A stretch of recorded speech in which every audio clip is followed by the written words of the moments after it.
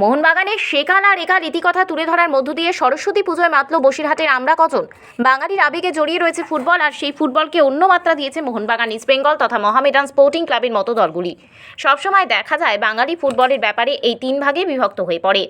এমনিতেই শহর বসিরহাটের গড় হিসেবেই পরিচিত মোহনবাগান, আর সেখানেই সরস্বতী পুজোয় মোহনবাগানের থিম তুলে ধরল পুজো উদ্যোক্তারা।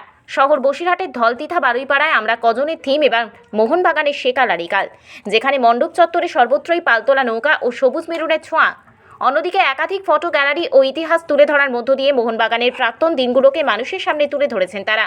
শুধুমাত্র ইতিহাস নয়, বর্তমান সময়েও যেভাবে মোহনবাগান একের পর এক টুর্নামেন্টে জয়লাভ করেছে, সেই রকম টুর্নামেন্টে জয়ের উল্লাসের ছবি ধরা পড়ল এই পুজো প্রাঙ্গণে।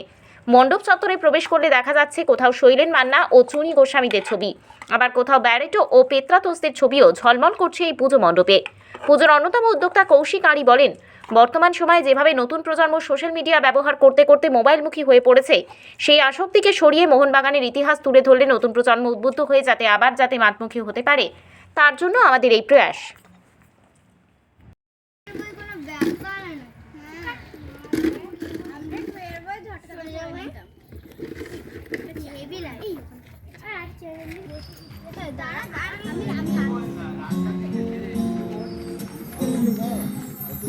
আমাদের সূর্য মেরু নারীর যোগ সবুজ ঘাসে, আমাদের খুঁজলে পাবে সোনায় লেখা ইতিহাসে, খুঁজলে পাবে সোনায়।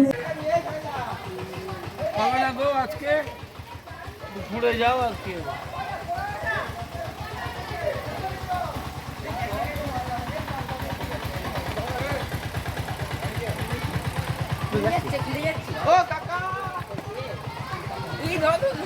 হ্যাঁ, আমাদের চিন্তাভাবনা ছিল একাল সেকালের ওপরে, মোহনবাগানে একাল সেকাল, সেই খালি পায়ে বুট জয়, খালি পায়ে থেকে বুট পর্যন্ত আসা পর্যন্ত যে সিকোয়েন্সটা চলে এসেছে, একের পর এক সিকোয়েন্সগুলো আমরা একের পর এক তুলে ধরেছি। আপনারা এখানে দেখতে পাবেন যে কীভাবে তুলে ধরেছি, ঠিক আছে। এইভাবে আমাদের চিন্তাভাবনা ছিল যে যাহাতে একটা ইউনিক কিছু করা মোহনবাগানের উপরে। একটা সময় দেখা গিয়েছিল যে ফুটবলটা আস্তে আস্তে নিচের দিকে চলে যাচ্ছিল, সেই সময় আমাদের বাঙালিরাই বলে একমাত্র জায়গায় রেখেছিল যে ইস্টবেঙ্গল আর মোহনবাগান, সেই আবেগটা এখনও আছে, সেই ডার্বিতে এখনও আমরা সেই উত্তেজনাটা দেখতে যাই।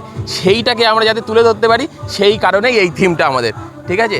আমাদের সবুজ মেরুন সবসময় জন্য থাকে, আর এই আপনারা সিম্বল দেখতে পাচ্ছেন, এই সবুজ মেরুনকে আমরা আমাদের বুকে আবেগ হিসেবে জগিয়ে রাখার জন্য একাল সেকাল মোহনবাগানকে আমরা করেছি।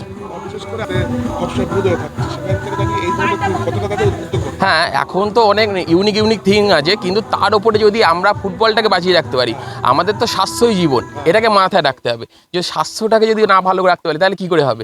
ফুটবলটা হচ্ছে আবেগের জায়গা, এই আবেগ আর ভালোবাসা এই জায়গাটাকে আমাদের এই মেলবন্ধনটাকে তৈরি করতে হবে, এটাই হচ্ছে মেন ব্যাপার। আর মোহনবাগান সেই আবেগের জায়গা, সেই ভালোবাসার জায়গা, আমাদের প্রাণের ক্লাব। এই প্রাণের ক্লাব যদি একটা ছোট একটা মায়ের কাছে পুজোর সময় যদি তুলে ধরতে পারি, সেটা আমাদের গর্বের ব্যাপার এবং আনন্দের ব্যাপার। এটা এই কারণেই আমরা তুলে রেখেছি। ছোটো ছোটো খুদেরা এরা চেষ্টা করেছে এইটাকে পুরো নিজের হাতে করে তোলার জন্য। এই প্রত্যেকটা কাজ, একটা কাজও আমাদের কোনো রকমভাবে কাউকে হেল্প নেওয়া হয়নি, সব এই বাচ্চারা করেছে, ঠিক আছে। এটা আমাদের আবেগের জায়গা বলেই আমরা পেরেছি। হ্যাঁ, সরস্বতী মায়ের কাছে প্রার্থনা রাখার জন্য প্রত্যেকটা বার যে কটা বার শিল হবে, প্রত্যেকটাই জন্য মোহনবাগান ঘরের মাঠের খেলাগুলো যেন তুলতে পারে এবং প্রত্যেকটা শিল যেন তারা জিততে পারে, এই আশা, এই প্রত্যাশা নিয়েই আমরা এগিয়ে চলবো। হ্যাঁ, আর আইএফসি কার্ড, যে এলসি কার্ড যেগুলো আছে, সবকটা কাপই যেন আমাদের কাছে আসে, সেই প্রত্যাশা নিয়েই মায়ের কাছে আমরা প্রার্থনা জানাবো যেন এফসি কাপটা যেন আমাদের কাছে, আমাদের ঘরের মাঠে যেন আসে, ঠিক আছে। এই আমার নাম কৌশিক আন। একমাত্র চিন্তাভাবনা ছিল যে মোহনবাগান ফুটবলে যে অবদান, সেটাকে ফুটিয়ে তোলা। হ্যাঁ, এটা করার জন্যই আমরা মোহনবাগানের এই থিমটা করেছি, সেকাল একাল মোহনবাগান চিরকাল, যাতে মোহনবাগানের অবদানটা আমরা প্রকাশ করতে পারি এবং আমরা সবাই মোহনবাগানের ভক্ত, এই জন্যই আমাদের এই প্রচেষ্টা। এখানে এখানে মোহনবাগানের পতাকা আছে, মোহনবাগান কেন আমরা মোহনবাগানি, এবং মোহনবাগানের ইতিহাস সম্পর্কে লেখা আছে। মোহনবাগানের প্রত্যেকটা নিখুঁত কারুকার্য বা জিনিস, সেটাকে ফুটিয়ে তোলার চেষ্টা করেছি। যে প্লেয়ারদের যে অবদান আপনারা দেখতে পাচ্ছেন এখানে, সেইগুলো ফুটিয়ে তোলার আমরা চেষ্টা করেছি যতটা পেরেছি, আমরা বাচ্চারা করেছি। এই আমাদের ছোট্ট প্রচেষ্টা। সঞ্চয়ন মিত্র।